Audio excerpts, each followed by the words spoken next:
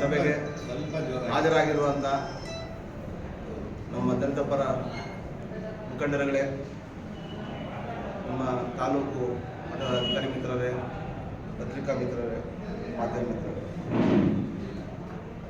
ನಾವು ಬಾಬು ಜಗಜೀವನರಾಮ್ ಜಯಂತಿ ಮತ್ತು ಡಾಕ್ಟರ್ ಬಾಬಾ ಸಾಹೇಬ್ ಅಂಬೇಡ್ಕರ್ ಅವರ ಜಯಂತಿಯನ್ನು ಮಾಡೋದಕ್ಕೆ ಪೂರ್ವಸಭೆ ನಡೆಸಲು ತಮ್ಮನ್ನೆಲ್ಲ ಆಹ್ವಾನಿಸಿ ಸಲಹೆಗಳನ್ನು ಕೊಡಬೇಕಂತ ಕೋರಿದ್ವಿ. ತಾವು ಇಷ್ಟೊತ್ತು ಮಾತನಾಡಿ ಏನು ಒಳ ಮೀಸಲಾತಿ ಇನ್ನೂ ಜಾರಿಗೆ ತರಲಿಲ್ಲ ಅಂತ ಹೇಳ್ಬಿಟ್ಟು, ಆದ್ದರಿಂದ ನಾವು ಏನು ಸರ್ಕಾರಿ ಕಾರ್ಯಕ್ರಮಗಳಿಗೆ ನಾವು ಭಾಗವಹಿಸಲ್ಲ ಅಂತ ಹೇಳ್ಬಿಟ್ಟು ತಾವೆಲ್ಲ ತಿಳಿಸಿದ್ದೀರ. ತಾವು ಏನು ಹೇಳಿದ್ರೆ ಅದನ್ನು ನಾವು ಸರ್ಕಾರದ ಮಟ್ಟಕ್ಕೆ ಮನೆ ಜಿಲ್ಲಾಧಿಕಾರಿ ಮೂಲಕ ತಪ್ಪಿಸೋದಕ್ಕೆ ನಾನು ಇವತ್ತೇ ಪ್ರಯತ್ನ ಮಾಡ್ತೀನಿ. ತಾವು ಹೇಳಿದ್ರೆ 14 ನಾವು ಅನೌನ್ಸ್ ಮಾಡಿದ್ರೆ ನಾವು ಇದರಲ್ಲಿ ಭಾಗವಹಿಸ್ತೀವಿ ಅಂತ ಈ ಮಾತನ್ನು ಮನೆ ಜಿಲ್ಲಾಧಿಕಾರಿ ಸರ್ಕಾರಕ್ಕೆ ಸಲ್ಲಿಸ್ತೀವಿ. ತಾವು ಒಂದು ಸಹಕಾರ ಕೊಟ್ಟು ಮುಂದೆ 14ನೇ ತಾರೀಕು ಮತ್ತು 5ನೇ ತಾರೀಕು ಈ ಕಾರ್ಯಕ್ರಮ ನಡೆಸೋದಕ್ಕೆ ಒಂದು ಸಲಹೆಗಳನ್ನು ಕೊಡಿ ಅಂತ ನಾನು ಸರ್ಕಾರ ಪರವಾಗಿ ಕೋರ್ತಾ ಇದ್ದೀನಿ. ನೆಕ್ಸ್ಟ್ ಅವರಿಗೆ ಧನ್ಯವಾದಗಳನ್ನು ಅರ್ಪಿಸಬೇಕು. ಅದೇ ರೀತಿಯಲ್ಲಿ ನಾವು ಈ ಒಂದು ಸಭೆಯನ್ನು ಬಹಿಷ್ಕಾರ ಮಾಡಬೇಕು ಅಂತ ಹೇಳ್ಬಿಟ್ಟು ಒಂದು ತೀರ್ಮಾನವನ್ನು ತಗೊಂಡಿದ್ವಿ. ಆದರೆ ತಹಸೀಲ್ದಾರ್ ಸಾಹೇಬರು ಕರೆದಿರೋದ್ರಿಂದ ನಾವು ಅವರ ಒಂದು ಇದಕ್ಕೆ ಧಕ್ಕೆ ತರಬಾರ್ದು, ಅವರ ಗೌರವ ಕೊಡಬೇಕು, ತಾಲೂಕು ಆಡಳಿತಕ್ಕೆ ಗೌರವ ಕೊಡಬೇಕು ಅನ್ನೋ ಒಂದು ದೃಷ್ಟಿಯನ್ನು ಇಟ್ಕೊಂಡು ಇವತ್ತು ಇಲ್ಲಿಗೆ ನಾವೆಲ್ಲರೂ ಸಹ ಭಾಗವಹಿಸಿದ್ದೀವಿ. ಒಂದು ರೀತಿಯಲ್ಲಿ ನಾವು ನಮ್ಮ ಉದ್ದೇಶ ಇಷ್ಟೇ, ಸತತವಾಗಿ 35 ವರ್ಷಗಳ ಮೇಲ್ಪಟ್ಟು ಒಳ ಮೀಸಲಾತಿ ಜಾರಿಗೆ ನಾವು ಹಲವಾರು ಹೋರಾಟಗಳನ್ನು ಮಾಡ್ಕೊಂಡು ಬರ್ತಾ ಇದ್ದಾರೆ. ಆದರೆ ಇವತ್ತಿನವರೆಗೂ ಸಹ ನೆಕ್ಸ್ಟ್ ಆಗಸ್ಟ್ ಬಂದರೆ 2 ವರ್ಷ ಆಗ್ತಾ ಇದೆ. ಆದರೆ ಒಂದು ಚೂರು ಸಹ ನಮ್ಮ ಮುಖ್ಯಮಂತ್ರಿ ಸಿದ್ದರಾಮಯ್ಯ ಸಾಹೇಬರು ಯಾವುದೇ ಒಂದು ದಿಟ್ಟ ನಿಲುವನ್ನು ತಗೊಂಡಿಲ್ಲ. ಇವತ್ತು ಅಹಿಂದ ನಾಯಕರು ಅಂತ ಹೇಳೋದಕ್ಕೆ ಎಲ್ಲರೂ ಒಗ್ಗೂಡಿನಿಂದ ಹೇಳ್ತಾರೆ, ಸಮಾನತೆಯನ್ನು ನೋಡ್ತಾರೆ, ಹರಿಕಾರ ಅಂತ ಹೇಳ್ತಾರೆ.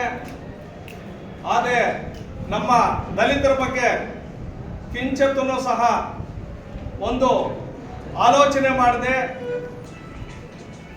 ದಾರಿ ತಪ್ಪಿಸುವಂತಹ ಒಂದು ಹೇಳಿಕೆಗಳನ್ನು ಕೊಡ್ತಾ ನಮಗೆ ತುಂಬಾ ಮೋಸ ಆಗೋ ರೀತಿಯಲ್ಲಿ ನಡ್ಕೊಂತ ಇರೋದು ಇದು ನಾವು ನಮ್ಮ ತಾಲೂಕಿನ ಎಲ್ಲ ದಲಿತರ ಪರವಾಗಿ ಇದನ್ನ ಅವ್ರಿಗೆ ಖಂಡಿಸ್ತೀವಿ. ಮತ್ತೆ ಇನ್ನೊಂದೇನಪ್ಪ ಅಂದ್ರೆ, ಒಳ ಮೀಸಲಾತಿ ಆಂಧ್ರ ಪ್ರದೇಶದಲ್ಲಿ, ತೆಲಂಗಾಣದಲ್ಲಿ, ಒರಿಸ್ಸಾದಲ್ಲಿ ಎಲ್ಲ ಕಡೆಗೂ ಆಗಿದೆ. ಆದ್ರೆ ನಮ್ಮ ಕರ್ನಾಟಕದಲ್ಲಿ ಮಾತ್ರ ಸುಮ್ಮನೆ ಮುಂದೆಡ್ಕೊಂಡು ಹೋಗ್ತಾ ಇದ್ರೆ ಇದಕ್ಕೆ ಅರ್ಥ ಏನು ಅಂತ ಗೊತ್ತಾಗ್ತಾ ಇಲ್ಲ.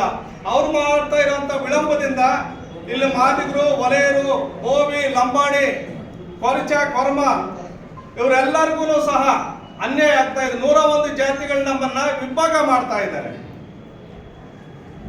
ಏನ್ ಇವತ್ತು ನಾವು ಎಲ್ಲರೂ ಸಹ ಒಟ್ಟಿಗೆ ಇದ್ದು ಅಣ್ಣ ತಮ್ಮಂದ್ರ ರೀತಿಯಲ್ಲಿ ಒಬ್ರು ಒಂದ್ ಕಡೆಗೆ ಮಾತಾಡ್ತಾರೆ, ಇನ್ನೊಬ್ರು ಇನ್ನೊಂದ್ ಕಡೆಗೆ ಮಾತಾಡ್ತಾರೆ. ನಾವು ಮಾತಾಡಬೇಡಿ ಅಂತ ಹೇಳೋದಿಲ್ಲ, ಆದ್ರೆ ಸರ್ಕಾರದಲ್ಲಿ ಏನ್ ಲೋಪದೋಷ ಇದೆಯೋ ಅದನ್ನ ಇಟ್ಕೊಂಡು ಮಾತಾಡಬೇಕು ಲೀಡರ್ಸ್ ಆದವರು.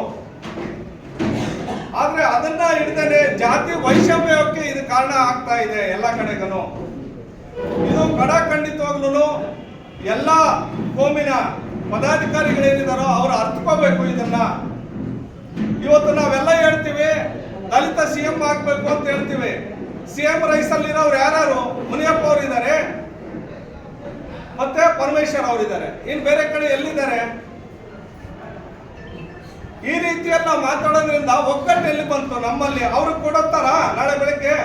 ಇದರಿಂದಾನೇ ಮೇಲ್ಜಾತಿ ಆಡಳಿತ ವರ್ಗದವರು ನಮ್ಮನ್ನು ಈ ರೀತಿ ಒಡೆದು ಆಳೋದಕ್ಕೆ ಮುಂದಾಗ್ತಾ ಇದ್ದಾರೆ. ಈ ಒಂದು ಮೀಸಲಾತಿಯನ್ನ ಖಂಡಿತವಾಗ್ಲೂ ಹಿಂದೆ ಒಂದು ಡೇಟ್ ಕೊಟ್ರು. ಆ ಡೇಟ್ ಅನ್ನ ನಮ್ಮ ಏನು ಕಾನೂನು ಸಚಿವರು ಇದ್ದಾರೋ ಪಾಟೀಲ್ ಅವರು ಅದನ್ನ ಯೋಚನೆ ಮಾಡಬೇಕಾಗಿತ್ತು. ಇವತ್ತು ತಗೊಂಡ್ಬಂದು ನೀತಿ ಸಮಿತಿ ಜಾರಿ ಇದೆ ಅದರಿಂದ ಮಾಡಕ್ ಬರೋದಿಲ್ಲ ಅಂತ ಹೇಳ್ತಾರೆ. ಎಷ್ಟು ಮಟ್ಟಿಗೆ ಸರಿ? ಅವ್ರಿಗೆ ಆ ಜ್ಞಾನ ಇರ್ಲಿಲ್ವಾ? ಈ ಒಂದು ಹೇಳಿಕೆಗಳಿಂದ ಹಲವಾರು ರೀತಿಯಲ್ಲಿ ನಮ್ಮ ಸಮುದಾಯ ಒಡೆದೋಗೋದಕ್ಕೆ ಒಂದು ದಾರಿ ಆಗ್ತಾ ಇದೆ. 101 ಜಾತಿಯಲ್ಲಿನೂ ತುಂಬಾ ಅನ್ಯೋನ್ಯವಾಗಿದ್ದವರು ಇವತ್ತು ನಮ್ಮನ್ನ ಒಂದೊಂದು ಭಾಗವಾಗಿ ವಿಂಗಡಣೆ ಮಾಡ್ತಾ ಇದ್ದಾರೆ. ಆ ಒಂದು ಹಿನ್ನೆಲೆಯಿಂದ ನಾವು 35 ವರ್ಷಗಳ ಸತತ ಹೋರಾಟಗಳ ಮುಖಾಂತರವಾಗಿ ಎಷ್ಟೋ ಜನ ಬಲಿಯಾಗಿದ್ದಾರೆ, ಇದಕ್ಕೆ ಎಷ್ಟೋ ಜನ ಹುತಾತ್ಮರಾಗಿದ್ದಾರೆ. ಖಂಡಿತವಾಗ್ಲೂ ನಮ್ಮ ಸಮುದಾಯದ ನಾಯಕರು ತುಂಬಾ ಶೋಷಣೆಗೊಳಗಾಗಿರೋ ಅಂತವ್ರು ಅಂತ ಹೇಳ್ಬಿಟ್ಟು ಇವತ್ತು ಎಲ್ಲರಿಗೂ ಗೊತ್ತಿರೋ ಅಂತ ವಿಚಾರ. ಏನು ಆ ಸಮುದಾಯಗಳಿಗೆ ಜನಸಂಖ್ಯೆ ಅನುಗುಣವಾಗಿ ಆ ಪ್ರಾತಿನಿಧ್ಯವನ್ನ ಕೊಡೋದು ಬಿಟ್ಟು ಸುಮ್ಮನೆ ಎಳ್ಕೊಂಡು ಹೋಗೋದ್ರಿಂದ ಸಿದ್ದರಾಮಯ್ಯ ಸಾಹೇಬರು ದಯವಿಟ್ಟು ಇದ್ರ ಬಗ್ಗೆ ಗಮನ ಹರಿಸಿ, ಅಹಿಂದ ನಾಯಕರು ಅಂತ ನೀವು ಏನು ಹೇಳ್ಕೊಂಡಿದ್ದೀರೋ ಆ ರೀತಿಯಲ್ಲಿ ನೀವು ಮತ್ತೆ ಮುಂದುವರಿಬೇಕಾಗಿದ್ರೆ ನೀವು ತಕ್ಷಣನೇ ಈ ಸಮುದಾಯಗಳಿಗೆ ಏನು ಜನಸಂಖ್ಯೆ ಆಧಾರದ ಮೇಲೆ ನೀವು ಒಳ ಮೀಸಲಾತಿಯನ್ನ ಜಾರಿ ಮಾಡಬೇಕಂತ ಹೇಳಿಬಿಟ್ಟು ನಾವು ಈ ಒಂದು ಸಂದರ್ಭದಲ್ಲಿ ಒತ್ತಾಯ ಮಾಡ್ತಾ ಏನಿವತ್ತು ಈ ಒಂದು ಸಭೆ ನಮಗೆ ಕರೆದಿದ್ದಾರೆ. ಮತ್ತೆ ಒಳ ಮೀಸಲಾತಿ ಜಾರಿ ಆಗೋವರೆಗೂ ಸಹ ಈ ಒಂದು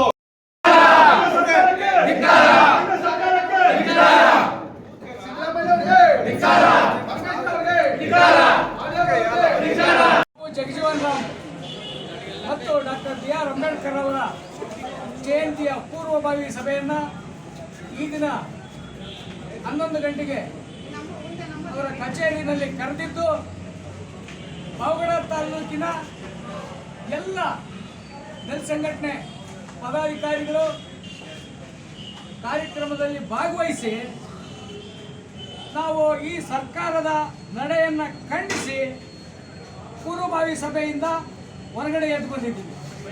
ಕಾರಣ ಏನು ಅಂತ ಹೇಳಿದರೆ,